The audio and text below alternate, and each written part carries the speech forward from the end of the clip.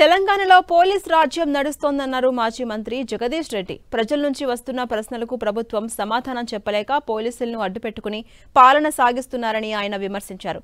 సూర్యాపేటలో BRS senior నేత అక్రమ అరెస్టును జగదీష్ ఖండించారు. బీఆర్ఎస్ నాయకులు, కార్యకర్తలు సోషల్ మీడియా పైన అక్రమ కేసులు పెడుతున్నారని జగదీష్ ఆరోపించారు.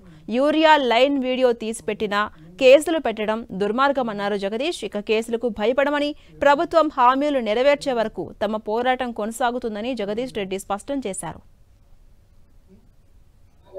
తెలంగాణలో కేవలం పోలీసు రాజ్యం మాత్రమే నడుస్తుంది.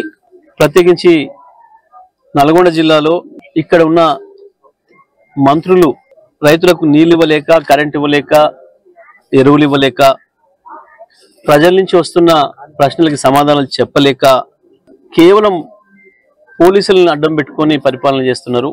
టీఆర్ఎస్ కార్యకర్తలపైన, నాయకులపైన, సోషల్ మీడియా యాక్టివిస్టులపైన, ఆఖరికి ఎవరైనా గ్రామంలో యూరియాలో లైన్లో నిలబడ్డ వాళ్ళని చూపిస్తూ ఒక వీడియో పెడితే కూడా పోలీసులను దోలి పిలిపించి అరెస్టులు చేయించి భయపెట్టించి రాజ్యాన్ని నడపాలనుకుంటున్నారు.